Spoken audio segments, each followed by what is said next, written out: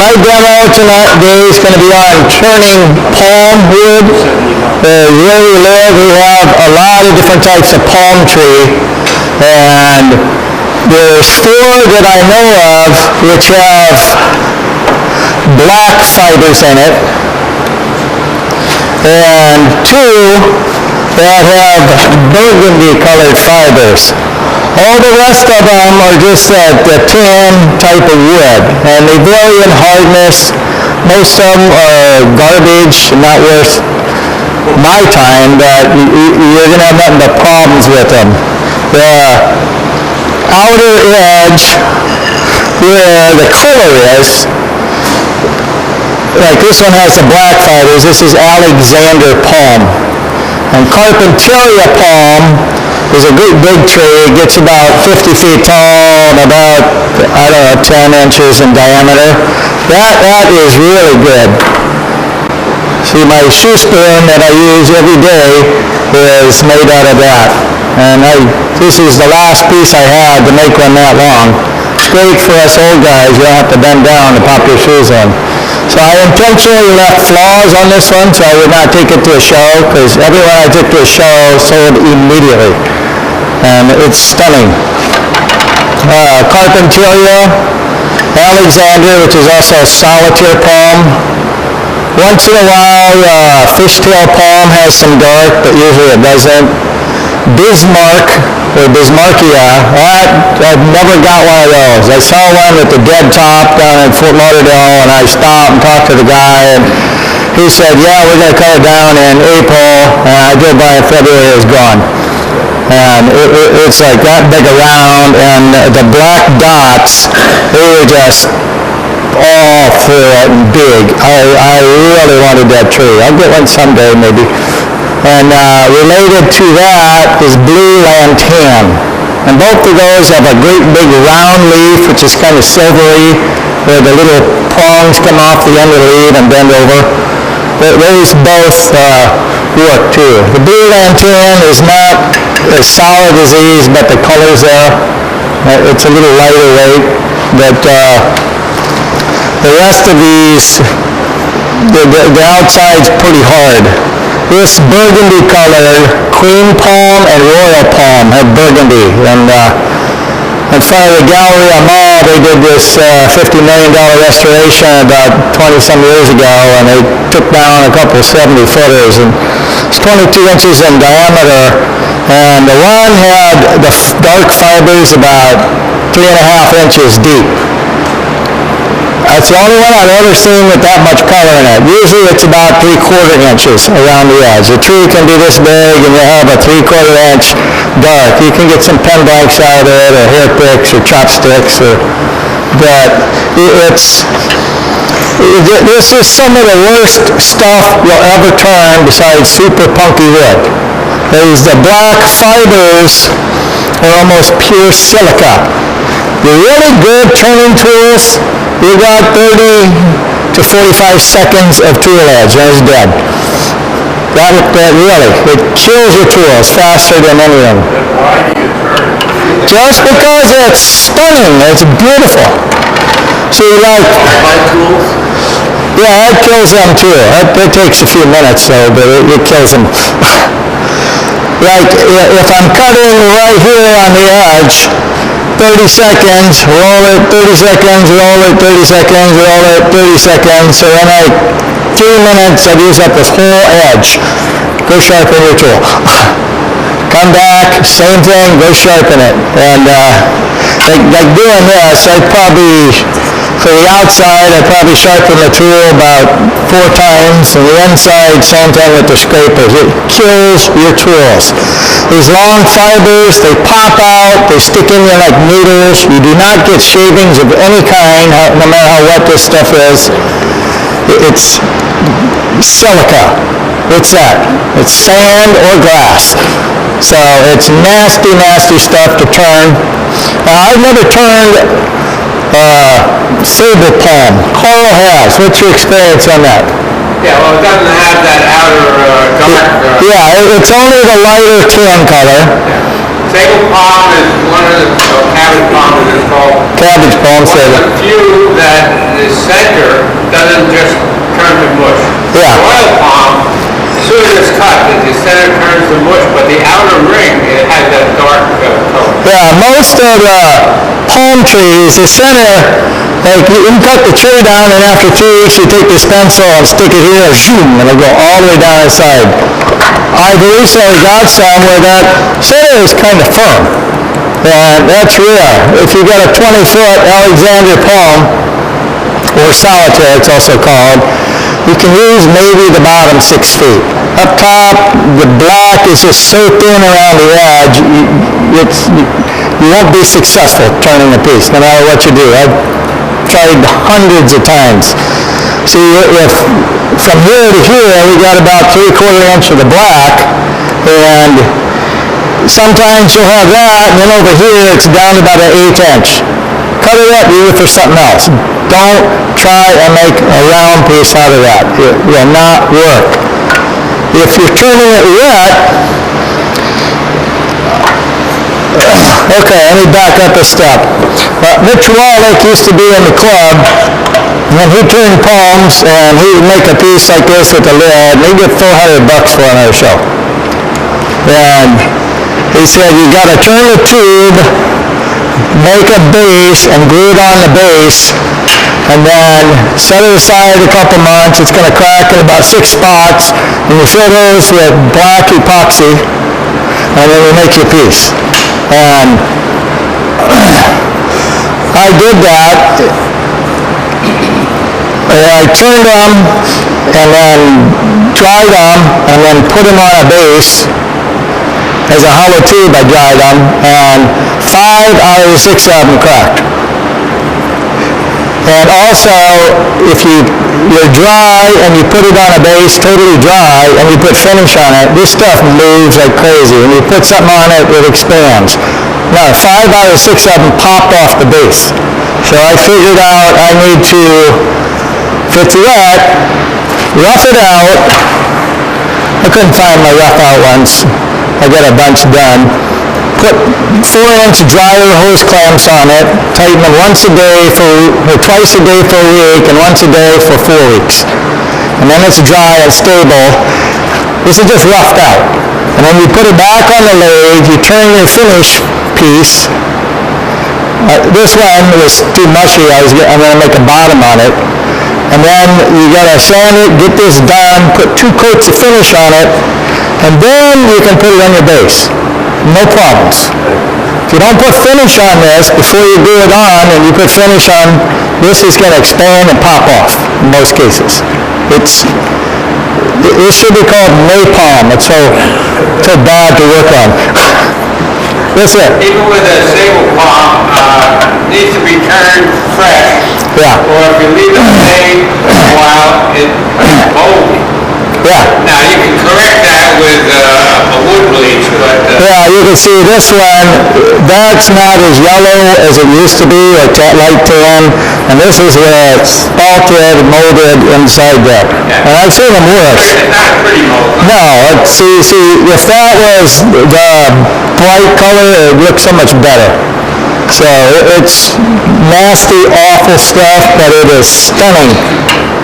See, this piece, I put a live oak in there, and the center pith of the live oak is there, and these striations in the grain of that live oak are really good. I make lids for these too. Now, palm is one of the few trees which is actually round in most cases. This one is not round. I would not attempt to make a piece like this out of this, because it's not round. I would be cutting one edge too thin. This would be cut up into smaller pieces where I could do a small side grain bowl, make a little hollow vessel about 3/4 inch tall and that big around with a little finial, make hair picks. We can make chopsticks out of them. I mean, people just go crazy over this. This is just a little side grain bowl so you can see the fibers. And typically we turn it in grain because it's stronger. that like the, and you can leave a little bit of the bark on. The sable palm, piece he did, is this round piece like that, and he left about that much bark or underbark around the edge. That looks really good. But the sable, it's light colored. There are fibers in there which are just very silent, slightly different color, and it looks pretty good. Especially when you leave that little bit on. And you need to do some kind of rim on the top, and the finial is nice too. That makes a better piece.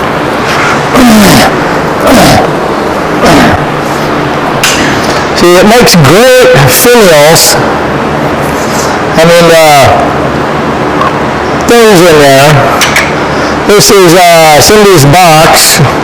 I met Cindy, my girlfriend, at a show, and her husband bought her this box for $200 for her. And now it's on our nightstand. And the top is Amboina burl. This was the Alexander palm. And if you cut it straight sides, you get really long, straight lines. And if you do something like beads, it gives you a whole different neat pattern. You can see this angle down, there's these little short, jumpy lines that almost look like little arrows. How did you make the top or something? Oh, the finial? No, I mean, it's so flat. What is that? Oh, this is Amboina burl. Oh, that's not palm. No, that's not palm. And again, it's rare that you can actually use the bottom of the palm as a piece. And we want to leave it extra thick, because this stuff, I could probably push on this with my thumb and break right through it, even though that's a 1/4 inch thick. Yes, sir? Pour epoxy in the bottom for epoxy. Keep your color. Yeah, you can stabilize it with the stabilizing fluid, like cactus juice. It's much nicer to work on if you do that. The fibers don't pop out and stick in you, and it's pretty nasty. But stabilizing it, yeah. And I've done that, coated the bottom because I made it 1/8 inch and barely kept it. I've coated this completely with the tin seal glue, and it darkens it and can make it uglier. So if you do a few light coats, it'll help. But Is there very wet wood? oh yeah, when it first cut down, it's wet. But Epoxy turn white if you put it on there? well, no, you wouldn't do that till this dries out. Because, and again, it moves like crazy. This is a blank for like a hair pick to put in your hair, or it could be cut up and done finials with, or a little finial for the top. A lot of times I'll do these kind of finials, and I'll do 2 or 3 beads, gradually getting larger. They look really good. This is, anybody know what that is? It's 2 sticks and 2 O-rings. I made this about 22 years ago. This is to go on your toothpaste tube, and you push it up, and it keeps it all up in the end. Had to replace the rubbers on it twice, but You keep toothpicks too? yeah. I wouldn't make toothpicks out of these. This is bad.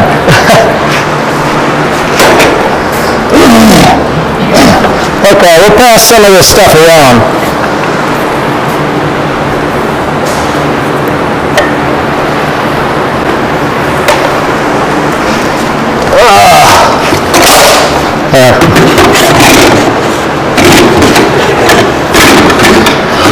And don't drop them because they break. While you're turning this stuff, it likes to explode. It's just awful to work on, really bad. You really sell it. Well, I just want you to be prepared on how bad this stuff is to work. But it's stunningly beautiful. Like, I make these little hollow vessels about that big around and about that tall. I got maybe no bigger than a 3/8 hole in the top, 1/4 inch. I do a little skinny finial like that. I was demonstrating at the AEW Symposium in Phoenix in 2014, and I put that in the auction. sold for $375. I've sold a bunch of them for $100. And they're nasty. We're going to do one out of that today. So, to start off a piece like this,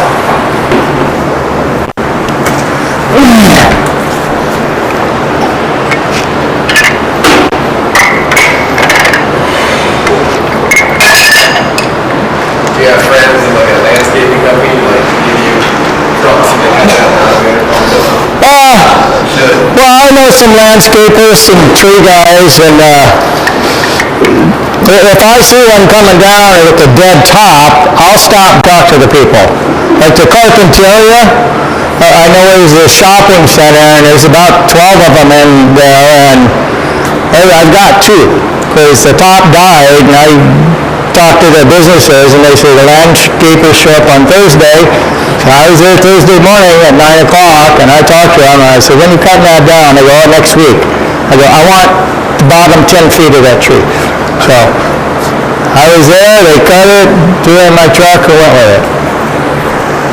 And like rolling the beads, that just gives you a whole different pattern. Now like on this one, you see the lines are basically straight and consistent all the way around. If we took a piece and mounted it like this, exactly straight, you'll get the straight lines. But if we knock it off about 5 degrees, you'll have straight lines on two sides, and then these sides will have kind of a herringbone pattern going up the two opposite sides, just from knocking it off a little bit. This piece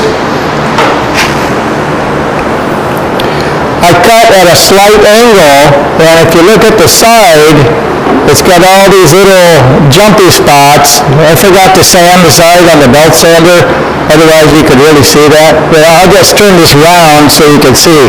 So there's a lot of different things you can do with it. And pieces like this, I will cut that and make little flat layers. When I do those little laminated bowls where I stack up layers, I'll put a slice of this in there or at the bottom, and it just is spectacular. Again, it's really nasty to trim.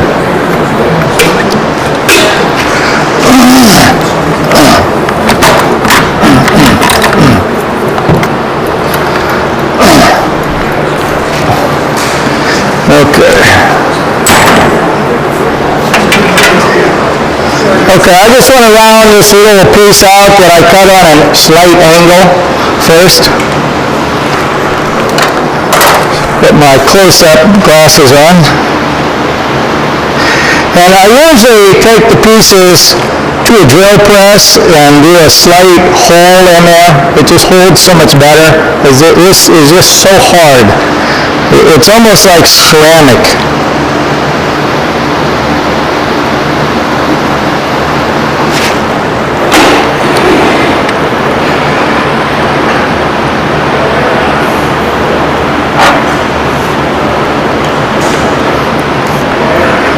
Everybody comfortable with the air conditioner not working? Yeah. Just remember, you're sitting there calmly. I'm the one up here doing work and sweating. Lee, when you're prepping that piece you have right there, Yeah. you're cutting the section out of the bandsaw. Yeah. Yeah, like I'll cut them to length, and then I'll just take the bandsaw. This one is round, so it's going to be a piece like this. And I may even, if the black is thick enough, I just try and do a slight curve on the outside and inside when I hollow it, and it just looks so much cooler than just a straight. But like that short oblong piece, oval piece, I would just take and cut right across here with the bandsaw, right across here, and then I have this section that I can cut up like this to do different things with that. Like I said, there's little layered bowls, a slice of this in there is spectacular. Plus you can glue up all kinds of pieces and do things like that.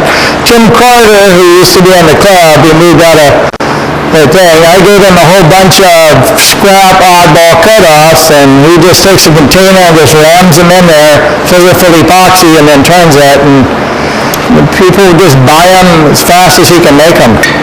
So, and also, you can turn palm seeds. They're pretty cool looking. This is the Christmas palm, and it's the only one growing down here which has color other than white. Is beetle palm, B-E-T-E-L, and those have a much bigger seed, and the rubbing through there is just spectacular. But all the other palms are just white. They turn really nice. There's no grain direction. Fishtail palm is pretty big seed too. Yeah, but the inside is just, It doesn't glare. yeah. Like Fairchild Tropical Gardens used to have 12 beetle palms, and that last hurricane that went through there took out 11 of them. And the one that was left was an immature one, so it hadn't started seeding like 4 years ago before COVID. It might be producing seeds now. If I get there in the fall, I'm going to grow that tree and get some seeds. What do you finish these with? That's just that spray lacquer.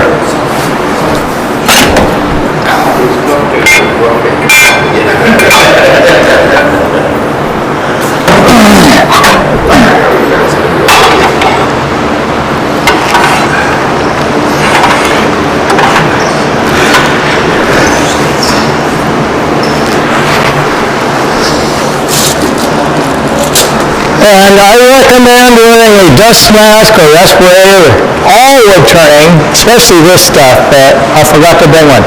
So, if I turn the fan this way, it'll blow the dust over the car. Yeah, he's old. He doesn't. Yeah. How old are you now, Carl? 2 days ago, 86. Oh, 86. All right. I'll be 67 That's great. next Saturday is my birthday. Really? How old are you going to be? 67. 17 with 50 years experience. Okay, now, I've made a bunch of pens with this straight or at a little angle like this. If you angle it, the failure rate is about 60%. Even when you're as good as me. This stuff is awful. If it's straight, the failure rate's about 20%. But when I round this out, you can see what it looks like. What if you like shatter? Oh yeah, the stuff likes to explode on you.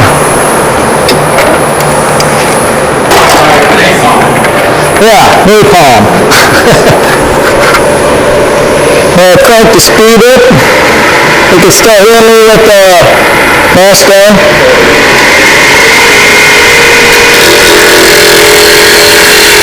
So I'm trying to cut with the tool way over here on this edge first. And I'm going to dull it as I go around. So I brought extra tools just because it kills your tools.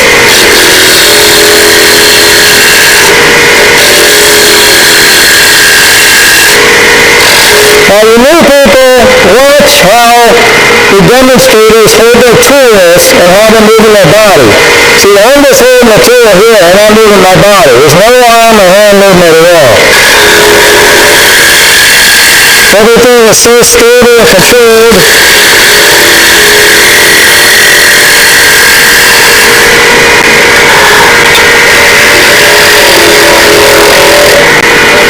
I heard something pop off of there.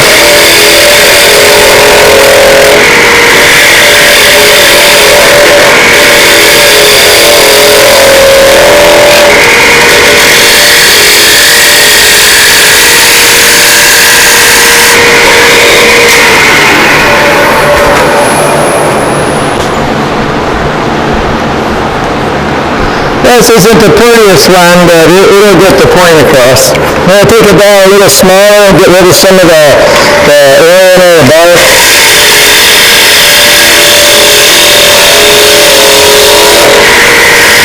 And you must be rubbing the bevel with this stuff. you're off the bubble, it's going to grab on them fibers, and you'll tear out a whole long fiber.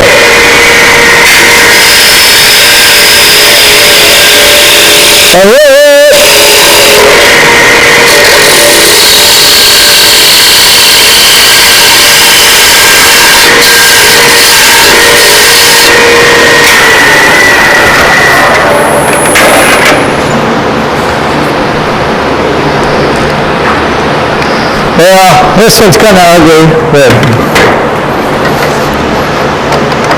see, a whole big corner popped off of that. But just take a look. You can see angle here and there, and then this really neat little pattern down the center.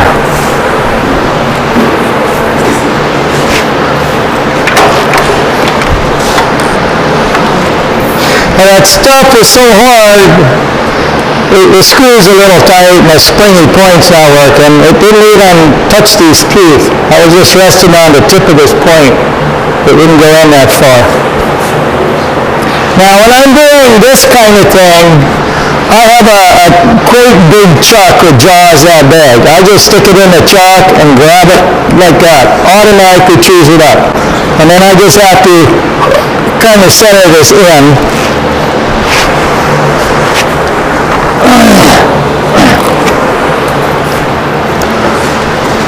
Then I want to just kind of eyeball from left to right where the center is. Same thing this way. Make sure I have the same width on both sides.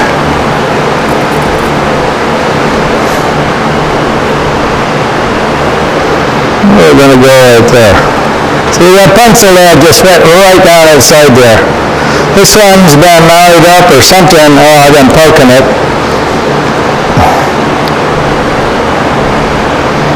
So,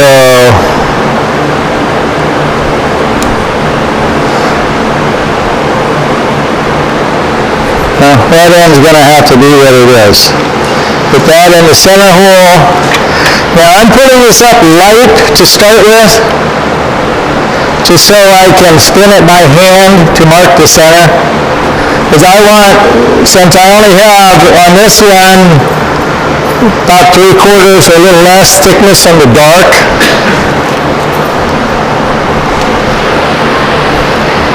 well, I'll just see what my line looks like.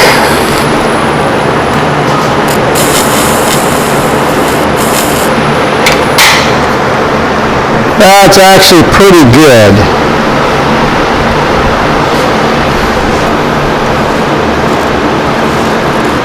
And this side's off just a little bit that way. And you can easily adjust it over because that is so soft. If you keep cranking this down, it's going to go in. So what I do is I try and turn my tenon as soon as possible to get that in a chuck so I can do all the rest. And when I'm doing a hollow form, I guess they're going around the rim still. Where'd all those pieces go? Still going. If I'm doing a form like this, I don't need them all back yet. You gotta leave thickness. If you're going less than 1/4 inch, you're gonna have problems with it. If you're trying to do an 1/8 inch thick wall, you're probably 90% failure rate on that. It'll just be awful.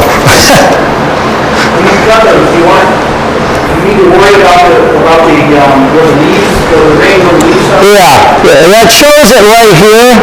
Because sometimes there's a cool little pattern in there.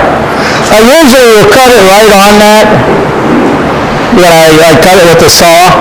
But you will have some little weird variations, like this is straight, and then you got this area without so many black fibers with a bunch of little dots, and that's up here too.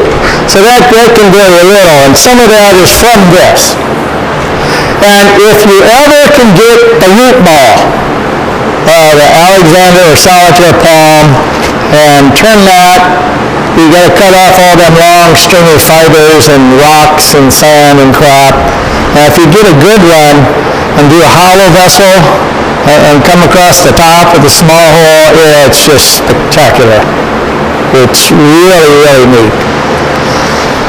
Now, back in 2003 at the AEW Symposium was in Orlando, I had a piece like that. And the base was probably 3 inches across, and a disc slightly arced up, and the top was about that big around with a quarter-size hole in it. It was this tall, and I hollowed it out.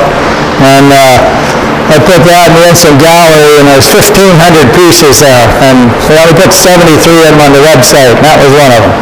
I sold that piece for $900. It was just gorgeous stuff. But again, really difficult to work on. So everybody wants to go cut down a palm tree and turn it right away. All right, I'm just going to round this out and come in with the parting tool, make a tenon here.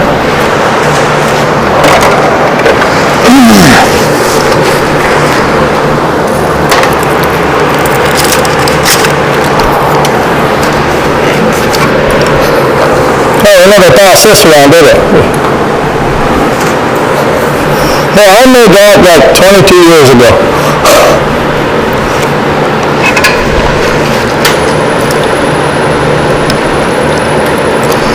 And see, I'm purposely using this Stubbs style center here, with the live center, because it has a ring and all these small teeth, slightly smaller than that, just because that will hold this. If I use the big pointed one, that'll keep going in. You'll end up with a hole in the end the size of a nickel or something from this. It goes way in.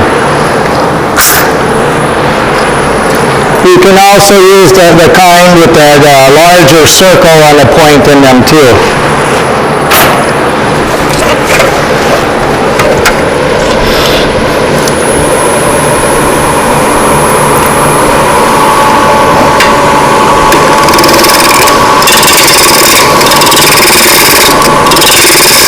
And just tuning up this end a little bit.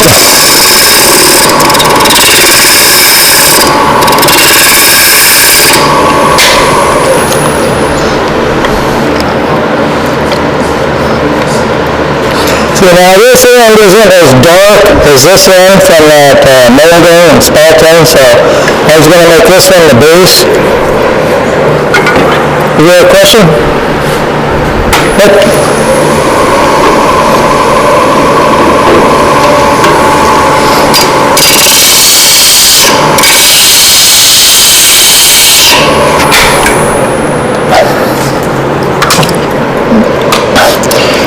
How big will this chuck go?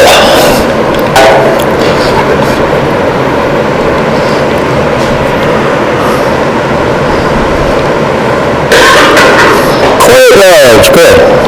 You don't want to make the tenon too small and they get into the softer part. Yeah, I was going to show that, you do it anyway. If you cut down making a tenon smaller than the black fibers,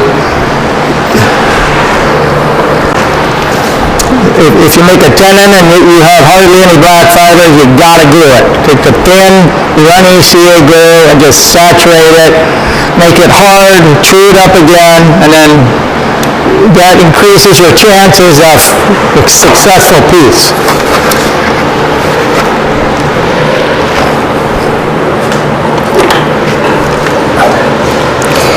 Now, when you're measuring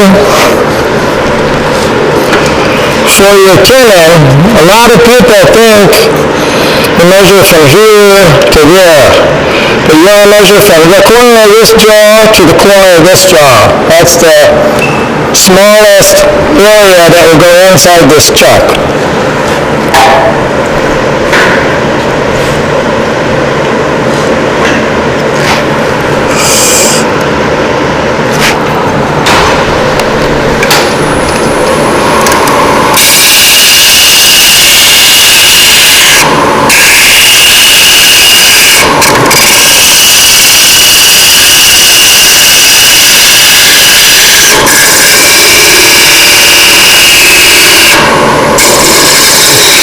This chuck has a dovetail jaw, so I did a slant on there.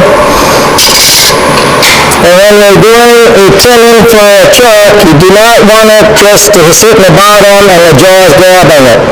You want it not touching the bottom. You want it properly profiled,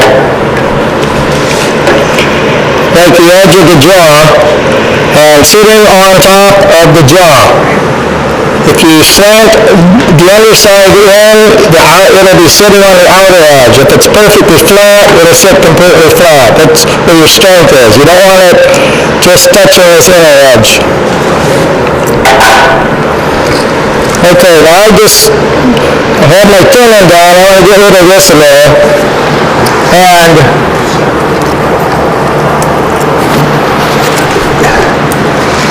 see, we're getting into hardly any dark fibers there. I don't need to, I'm just showing you. Just go around and glue the whole thing with the thin seal glue. It'll suck right into it. See, it's almost all gone. And if you get rid of the excess,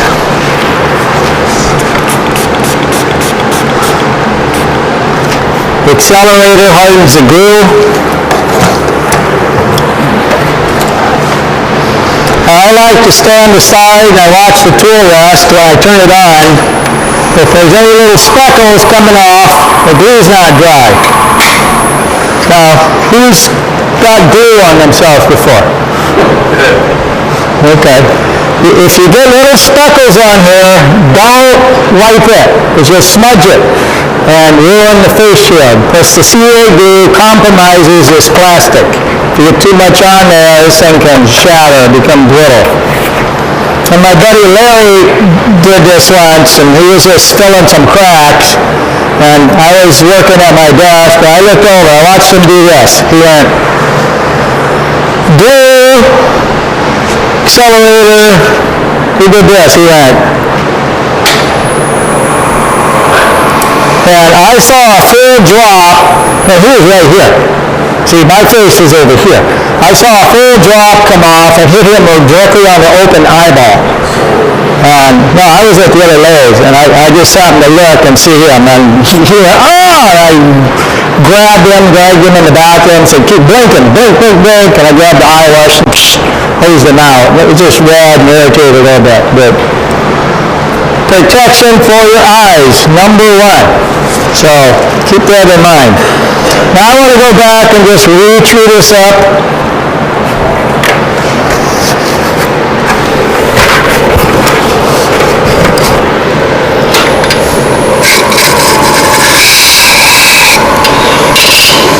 Plus these edges get sharp. Doesn't even take a second to make them sharp, so they don't cut you. Now I want to take this down just a little bit more.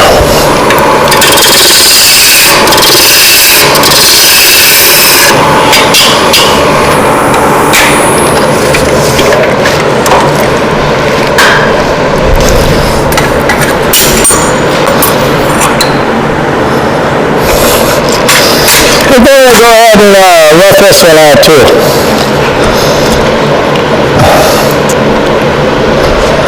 And just eyeballing it left to right, left to right.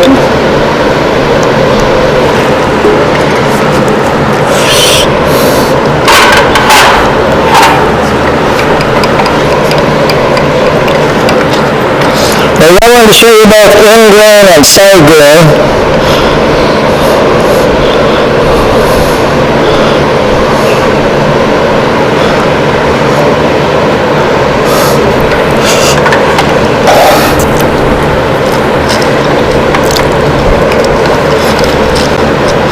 Okay, now side grain, the fibers are no longer along the bed of the lathe. They're going across the bed. So the spindle roughing gouge, you never use this tool on side grain, or not a wet side grain. You need to use a barrel gouge. And I like to put the tool rest about 45 degrees and then come across this way. In grain, we're cutting towards your tailstock.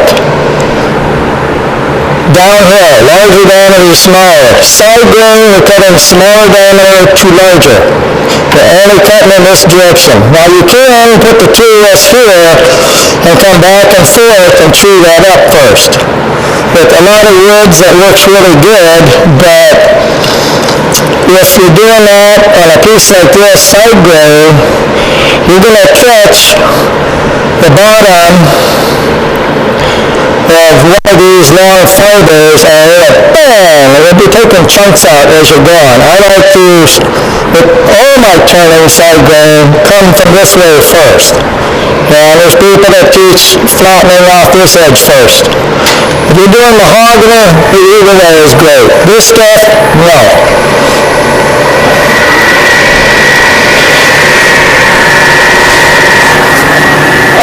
So this is the kind of stuff that you get off of this palm. You will not get shavings.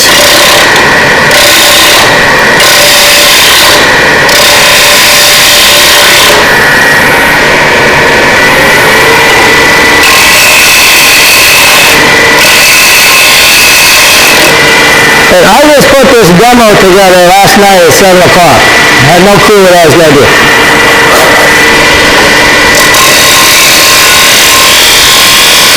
And you need to be rubbing the bevel, touching the wood with the bevel as you go.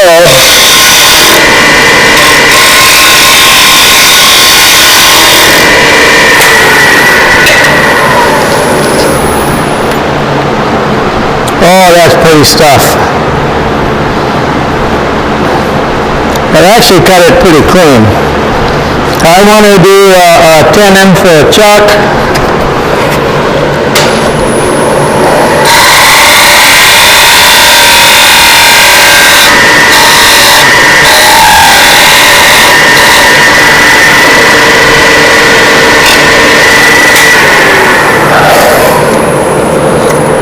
And I glue it to stabilize it.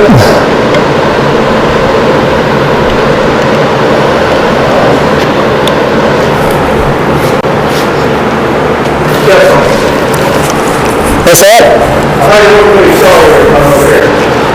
I was looking for the rag. I like to blot off the excess glue.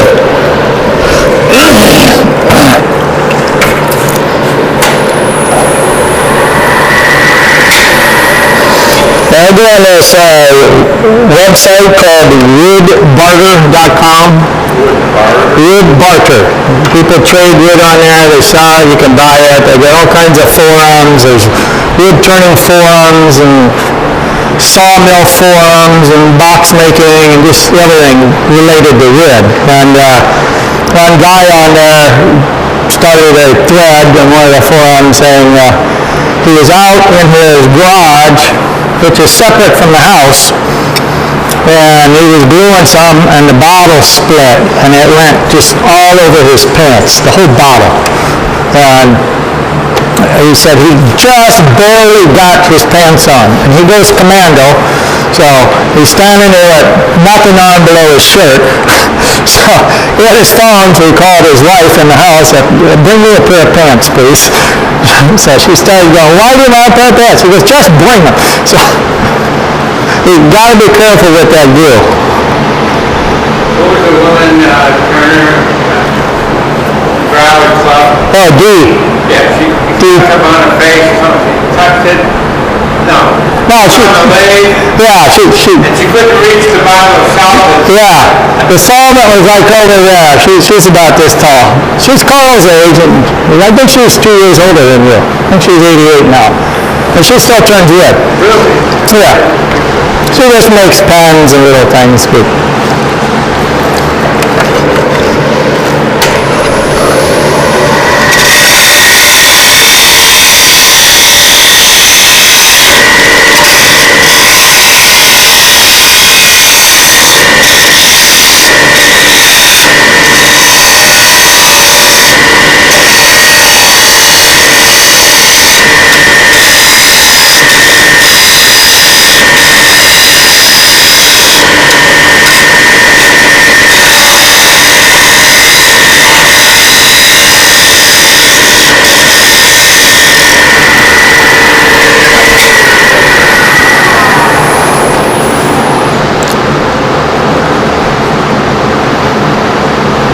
Okay, there is kind of a crack right here.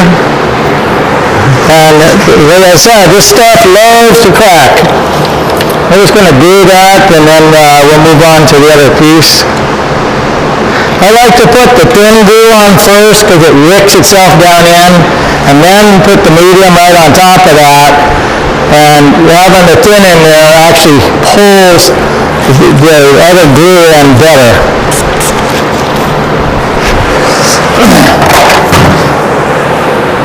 Wow, do you bring glue to sell, or Brian?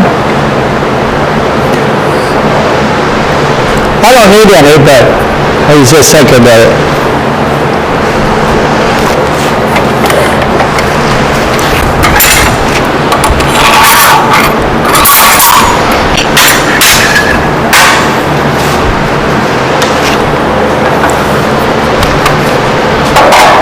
How much time we got, Mr. President? I can see the clock.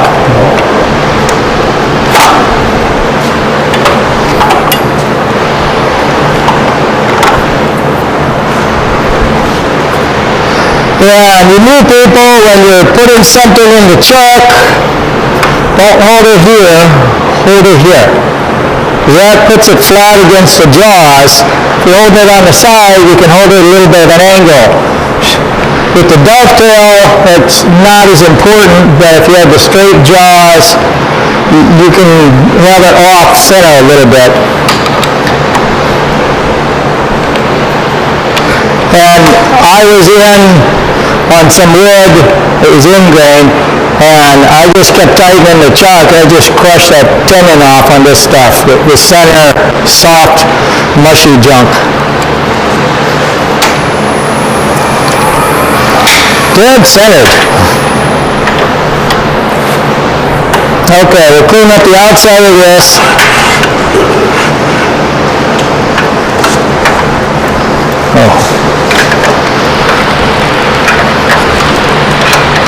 The bottom thing always out that far?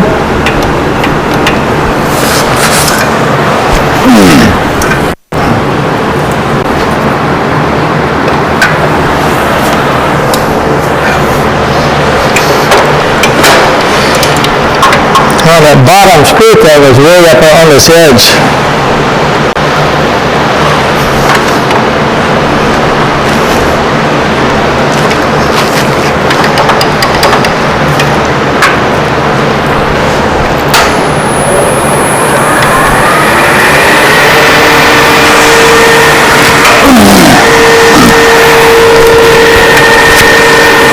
Okay, back to the spindle roughing gauge.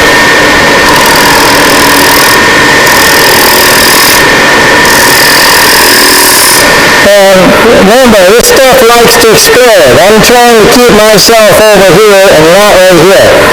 So Nicky, if you can move a little bit this way.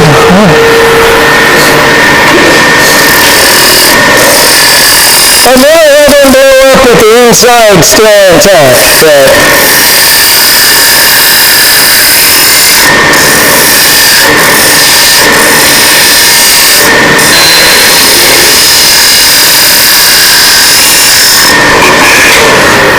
I almost never leave the bark on this, and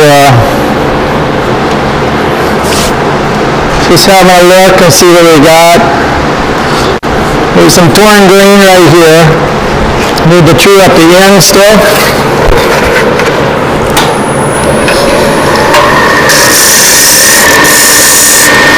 Okay. See, before I was cutting over on this section, and that's gone, so I'm concentrating over here. Holding tool.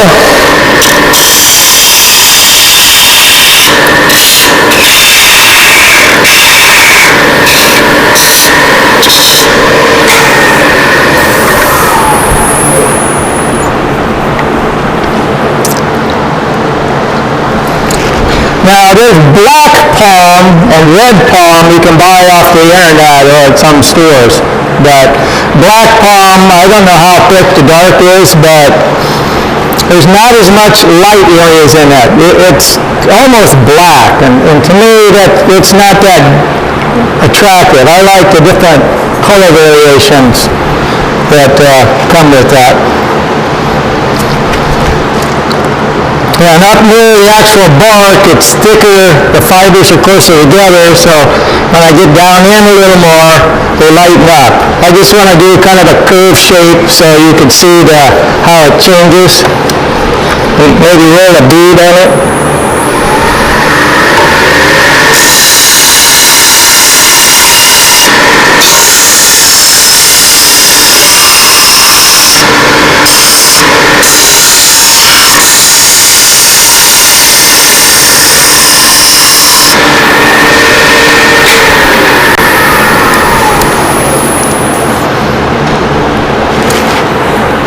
Now you can see the fibers are pretty much straight.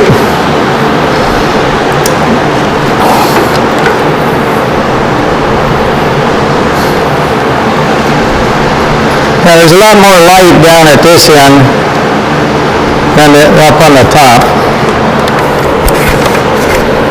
Just going to do a bead here on the end so you can see that. First I'm going to make my dividing line.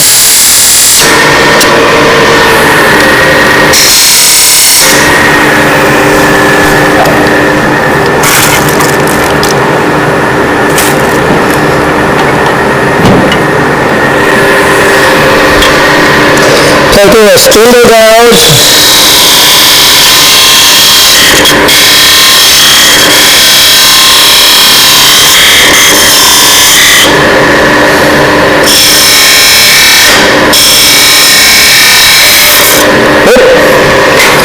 I just touched this part, and you can see the fibers popping up like that. It's really notorious for doing that. I should have came in and relieved a little bit out there. Oh, that's good already. Did it.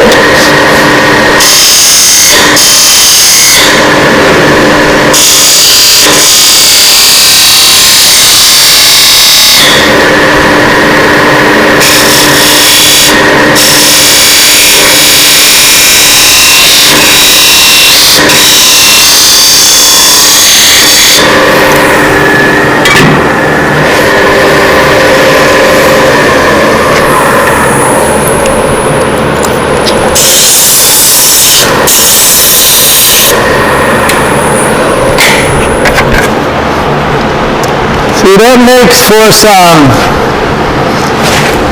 you got little short lines varying length as they wrap around, and then you got dots, which to me that's more interesting than just these straight lines like this one. This piece with the little dot variation in there, I really like those, and sometimes they're like a little arrowhead. And going back to the root ball, if you get the root ball and do some kind of rounded piece, and you just cut those fibrous roots off just enough where you're down there, they have all these circles about as big as that fingernail or this one, and then there's sometimes you get little faces all over. My buddy Tom used to call them monkey faces. It looks like little faces of monkeys all over the top. That's really, really neat. Okay, so that's a bead. And I've made bracelets out of this. Had a nice thick piece, and every single one of them broke. Somebody drop it, you shatter it about 8 pieces, or put too much pressure on it, they just bang, and they just break. So we're going to do a bracelet, cut up a bunch of wedges, and glue them together. They look just as good and be 10 times stronger.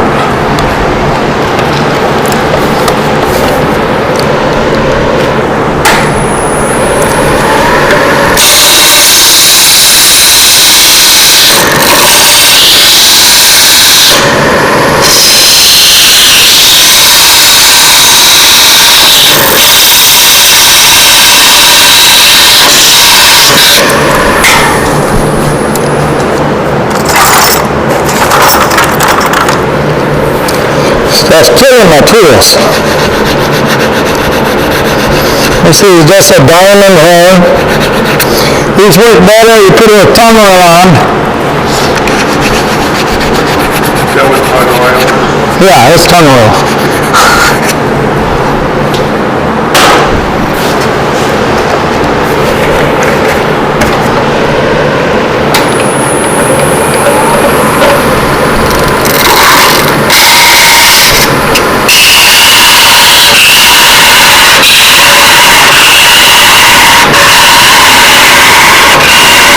The bassoon is just like mush.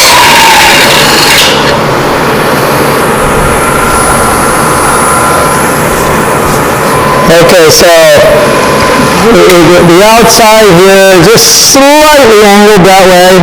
I'm going to give it a little more curve just so you can see how that looks. If the bore guard isn't too dull, I brought 3 of them. So.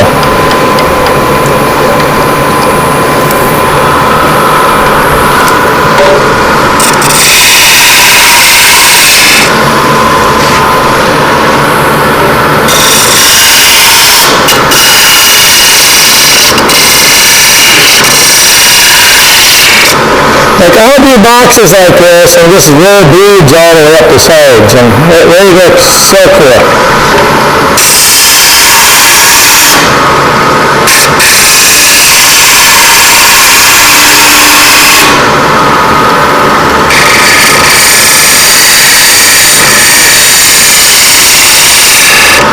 I have taken rings of this, cut it off there, and made like a rim on the top of a bowl or a hollow vessel, and that just looks really nice also.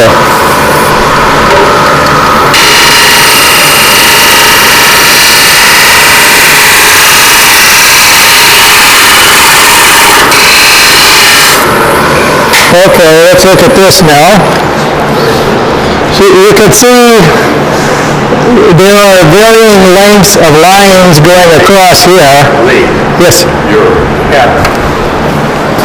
I was giving the guy at Broward last Thursday grief because he kept doing that. He'd be here and the hood is out because thanks for letting me know.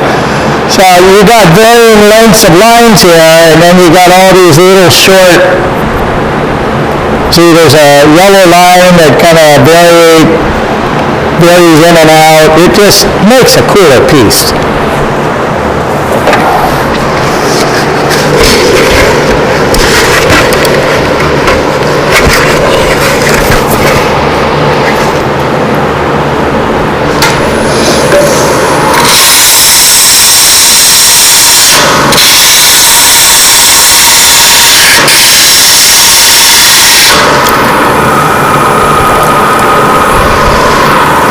Yeah, pass around this royal palm. And that's a round skew I made. Had a long high-speed steel drill bit that broke. So I always wanted a nice little round skew, and that works really well.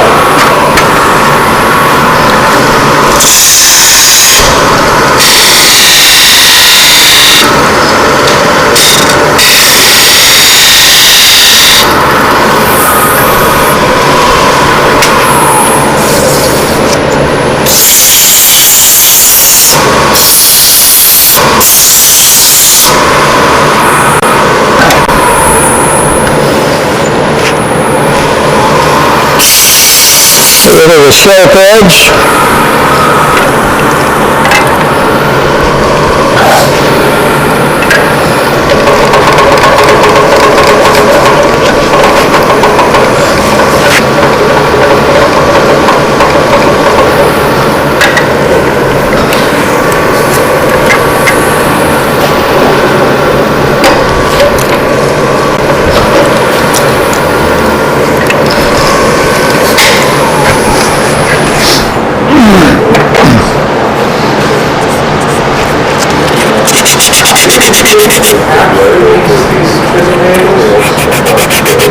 What's that? Hold that up. Yeah, that's just a piece of plumbing pipe. Version here over the edge. Yeah. See these brass ones that most of them use, and they do a jump hole to hold it in place. I found a lot of those break and crack. So Well, I've made ferrules, I made this one. That's actually a piece of brass, off of a faucet of some kind. I got a whole box full of ferrules too. So I'm just sanding this area right here so you can see it. This is 120 grit. Now hollowing this out, this stuff comes out super fast. It just rips right out of there. I'm just going to use a round nose scraper. So your cutting edge with the tool flat, like the bed of the lathe, needs to be on dead center or slightly above. If it's way too high, it's just not going to cut right. If you're half a degree low, catches and dig ends. And as with all your tunings, before you start hollowing, retighten the chuck.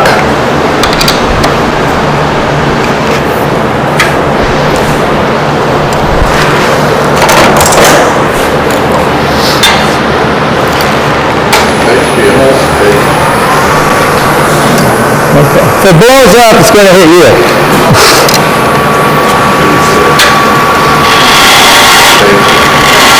See, this stuff is super soft. Comes right out of here. I just don't want to go too deep. I want to leave a bottom on there. So, about right there.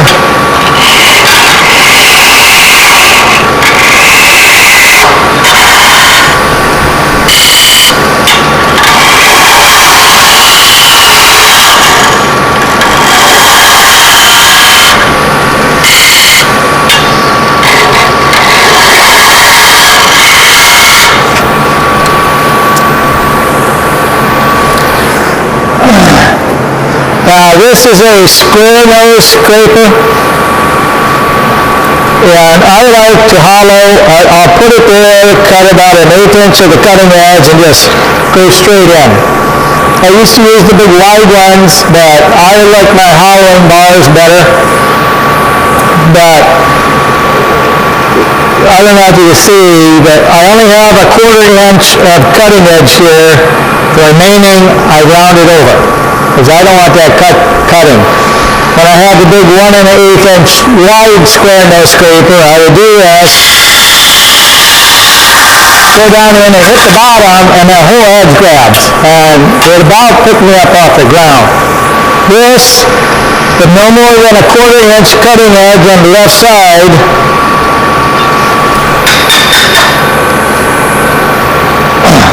you get to the bottom, it just stops. Doesn't grab, doesn't dig in. If you have 3/8 of an inch, it's going to grab more. If you have 1/2 inch, boom, it'll grab a whole lot more. This just stops. So watch how fast this comes out of here.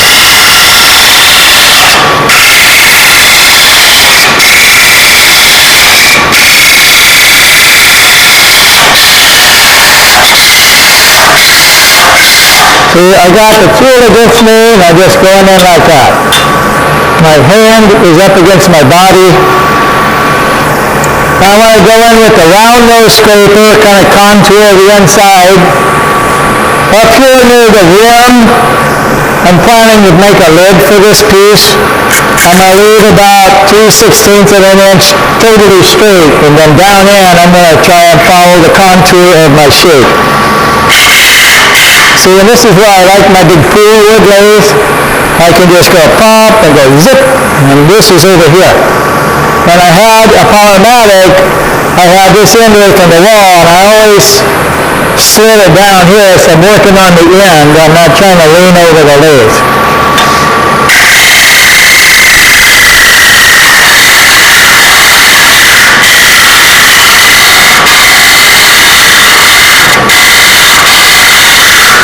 Now, I forgot that usually when I'm doing this, I take tape and wrap it with tape, because this stuff likes to explode. So if we put a few layers of tape around it, that usually holds it together. Especially if you're newer, and you don't pay attention to how high your tool is, if you're below center, even 3 molecules, bang, it catches and gig-ends happen. If you're too high, it's just not going to cut right, but you won't get catches. So we wrap some tape around here, and you want to go at least 3 layers, especially if it's bigger like this.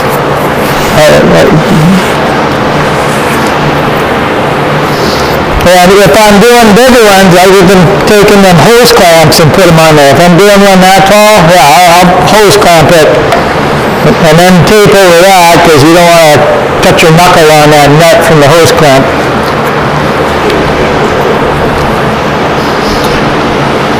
Okay, see now, there's a crack right here, which I didn't notice before, and it goes down into there. And it looks like it stops about right here, so I don't think it's from something I did. But if this cracks and you want to try and save it, good.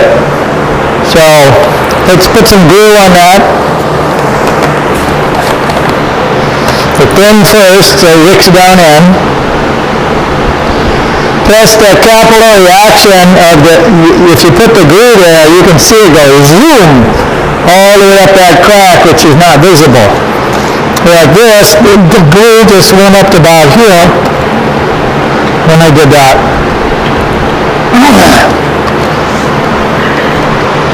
Yeah, and it came through on the inside, so that crack comes up to about where my thumbnail is. Now this one, I want to work in some of this fine dust. Glue it again. I filled these with the black seal glue, with epoxy, the sawdust. And you need to spray the accelerator inside too, because this just sucks it up so much.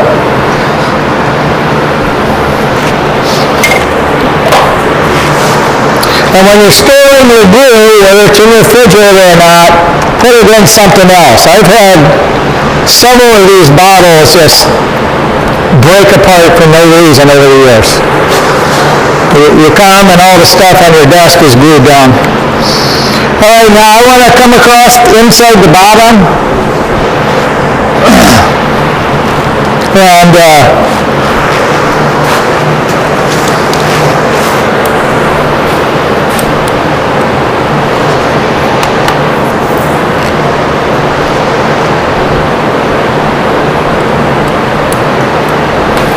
might be time for new batteries.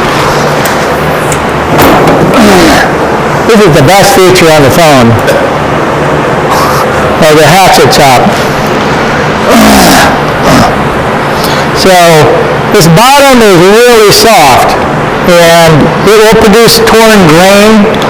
I'm going to come in with the tool, instead of holding it flat, tool this is way down, and I'm going to have the cutting edge about 45-degree angle to the left and come across on the bevel. This is where you're doing a bevel rubbing cut with the scraper, and that will cut it as clean as any gouge. So how you present the tool to the rib.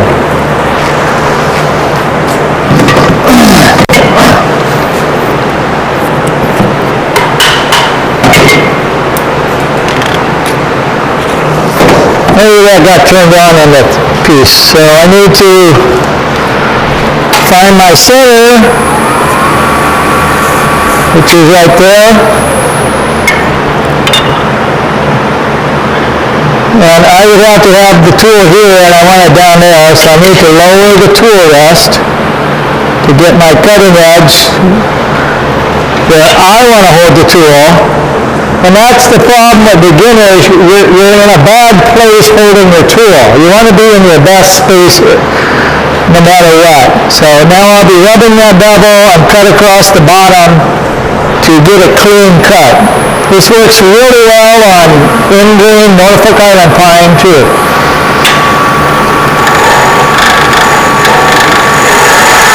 Very shallow light cut.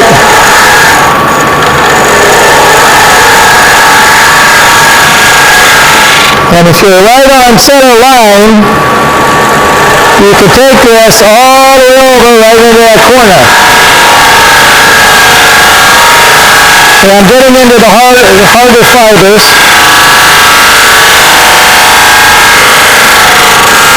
I'm just transitioning up into the side. That's sharpened on the left side as well. Yeah, I sharpen this down. I'm going to add another 1/8 inch or 3/16 to this edge. Because when you buy a scraper, they're usually just rounded on the end. This left side, you should bring it down another 1/2 inch. Because I can use the tool here if that side's sharpened. Otherwise, I got to have the tool way over here, where it comes from the manufacturer. Good point. Thank you, sir. If you soak the inside with wood hardener, Yeah. There's a yellow round can. It says wood hardener at Home Depot. That doesn't work as well as CA glue or the stabilizing fluid. It's made to show up punky red and boats and stuff, but it'll work. But it darkens it and makes it ugly. Whereas the stabilizing fluid doesn't. Where do you get that stabilized? Well, Cactus Juice is one of the main ones. We're out of Texas. Just go to cactusjuice.com and just Google Cactus Juice. juice, Juice, J-U-I-C-E. You need a vacuum chamber, and then once you do that, it soaks in for 24 hours in a vacuum chamber, and you got to let it drain, and you got to put it in oven at 180 degrees for 2 hours, and it turns the piece into a piece of plastic. If it's really bad wood and it's pretty, it's worth doing, but your average wood, you don't need to do that. If you're doing something like reel handles for a fishing pole, yeah, you want to do that because it's going to be subjected to the elements. Now that's a pretty good cut in there.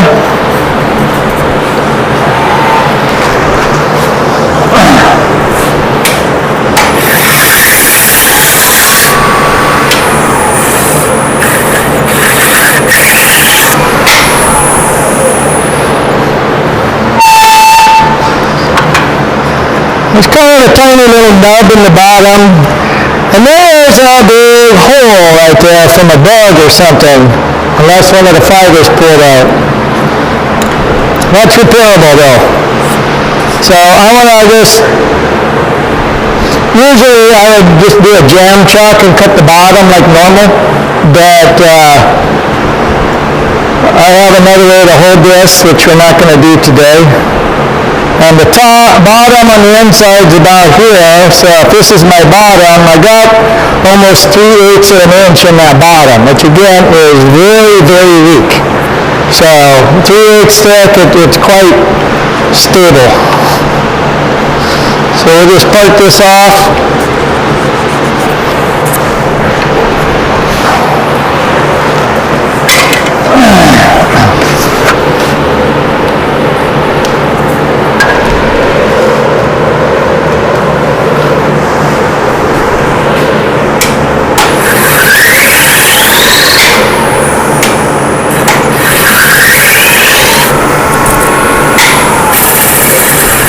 That's why we get rid of all the splinters.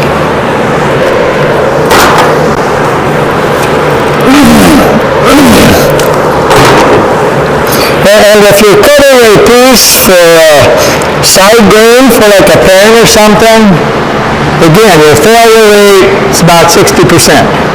Even though it's epoxied to that pen tube, it's been my experience with this stuff.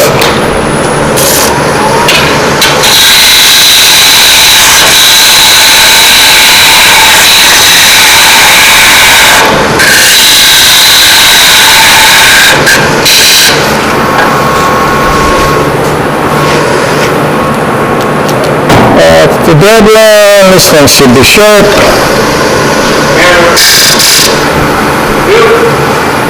Camera? I'm just rounding over the bottom. I don't like that hard corner there.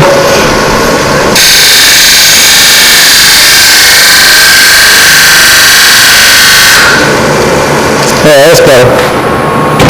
And Jeff, thank you for learning and doing the camera. Thank you.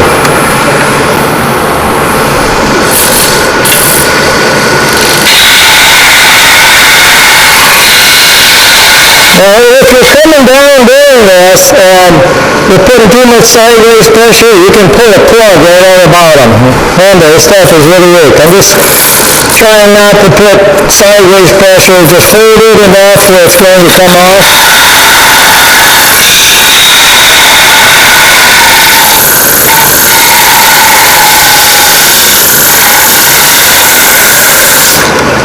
In fact, I made a little bump on the top, so when I reverse chuck this, I could take a round center like this with no point in it and put it right over that little angled tenon I made. And that'll automatically chew it up without the point putting a hole in it.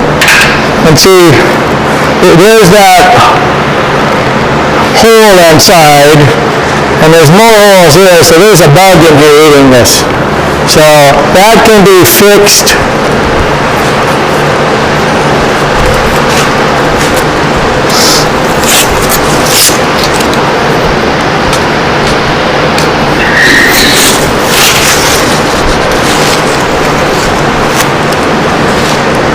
Yeah, and so look at the different patterns on this, and the inside, you can see that dark gray area, that's the spalting, and like Carl said, you can use bleach on there. Wood bleach, the two-part strong wood bleach works the best. I'd use pool bleach diluted down, or Clorox. Oh, they hit the floor.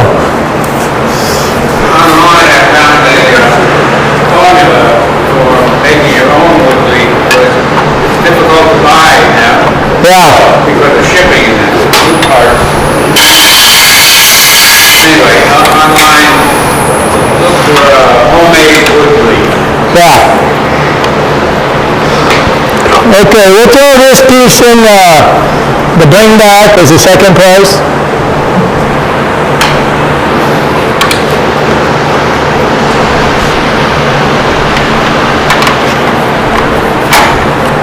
Whoop. Uh-oh.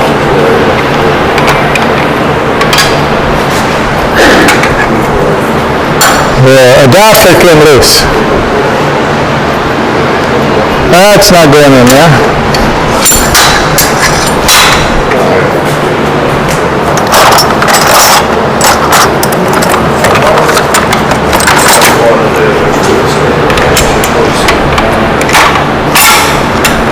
Uh-oh.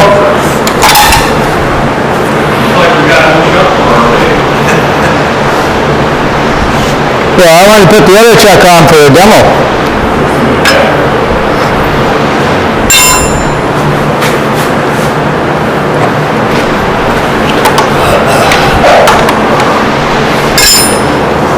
Never done that before. That's double clutching.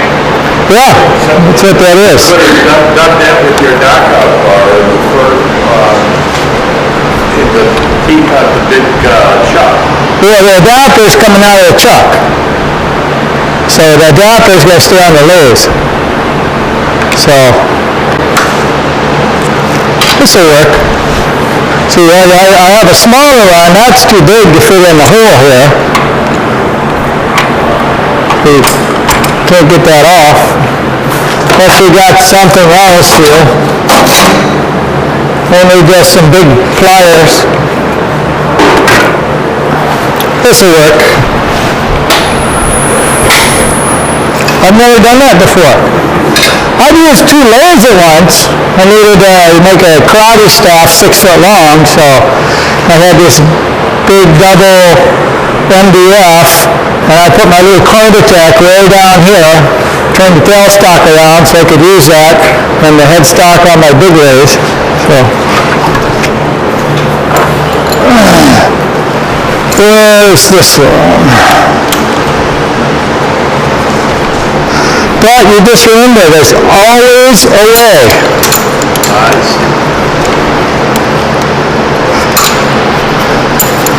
Must be the humidity from the doors open that's creating that white.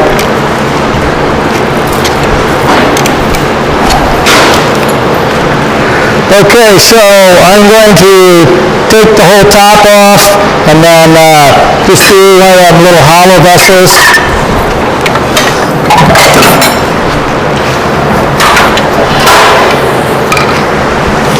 And since my tendon's only 1/8 inch long, we're going to use the tailstock here.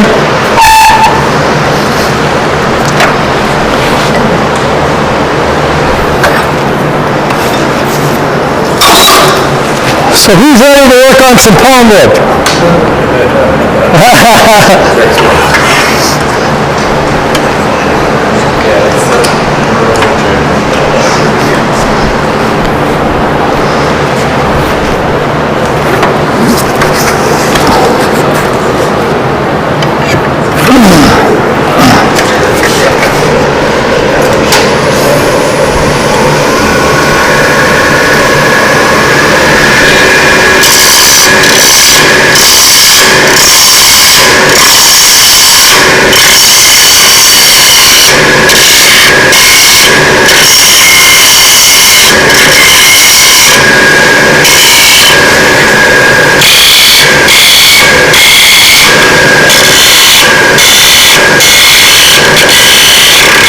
And scraping tricks do not work well on the palm.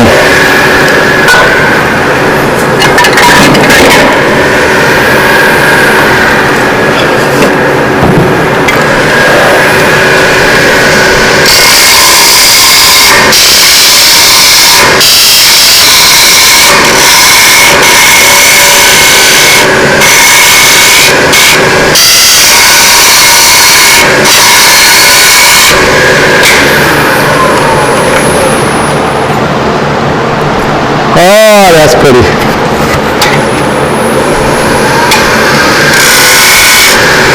See, this part of my edge was shot already. I was trying to use down this long side.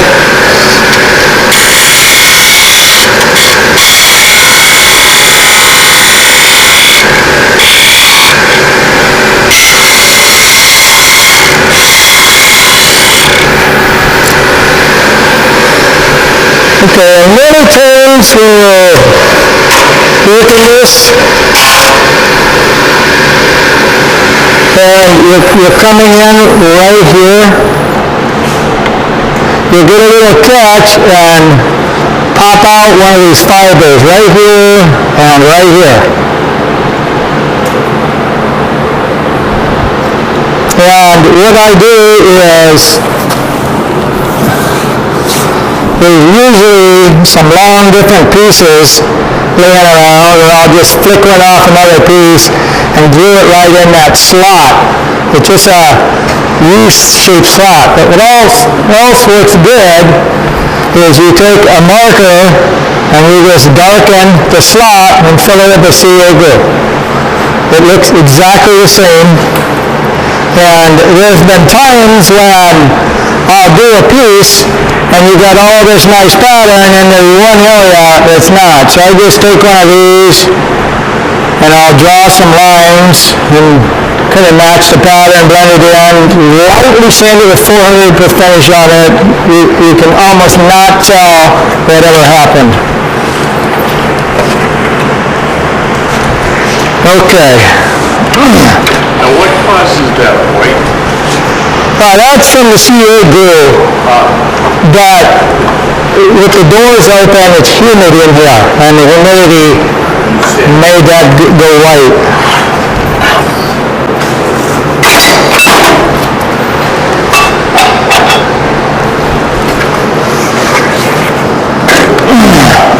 Take a little acetone, wait where it's white, and release the wafer It might. I've never tried that. I usually just cut it or sand it off. I thought it was stabilizer somehow. I've never seen it do it that bad. Yeah, well, I know. Neither have I. I see the stabilizer there and CA white mark. Yeah. But, Oh, the stabilizing fluid? well, as far as doing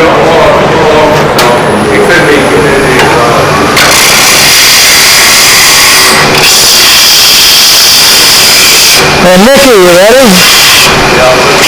I only got an 1/8" pin in here.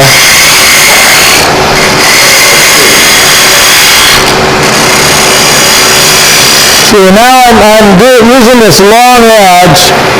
I'm not on the bevel, but the way I'm presenting it, it's an edge cut. I'm not over here doing a scraping cut.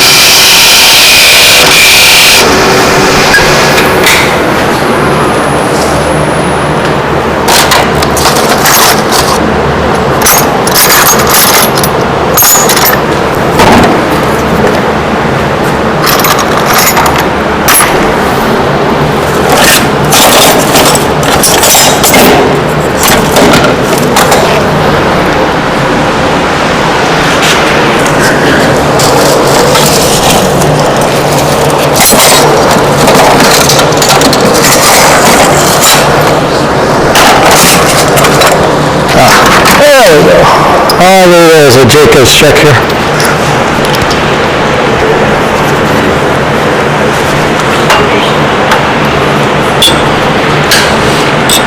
I just want to do a shallow hole here.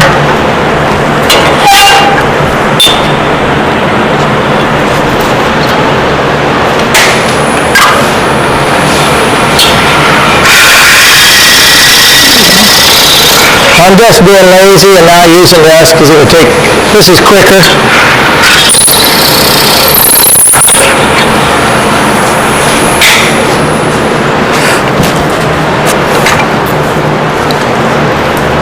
Okay, when I'm doing these little hollow vessels, and the bottom, I'll bring that down about the size of a dime, just hang it way in. This is the top surface.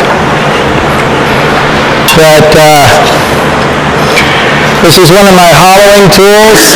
It's a Allen wrench, which I sharpen into a round nose scraper. Feels a little dull.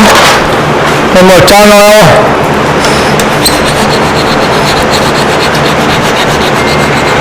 And scrapers, sharpening them with this, I never sharpen the top other than those carbide scrapers that are on the carbide hollowing tools. Those I flatten the top on them.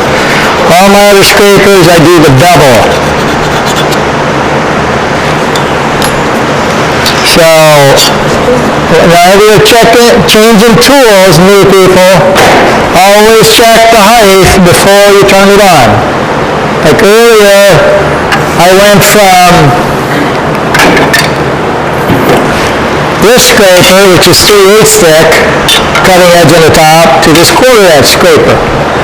And I didn't change the tool right away, but you just need to make sure that cutting edge is in the right spot. So my cutting edge is just slightly above center. I will come in and hollow this out as much as I can or want to. Scrapers like speed, so crank the speed up. It works a lot better.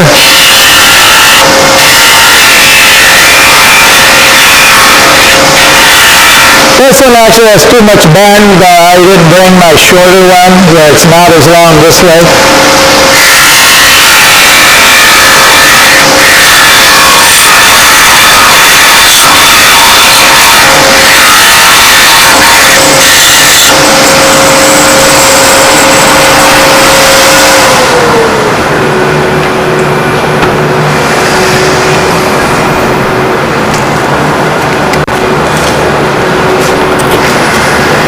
Just want to clean up the hole. Twist this up, get rid of the sharp edges in there. Okay, now I would cut that down a lot smaller inside there and come back.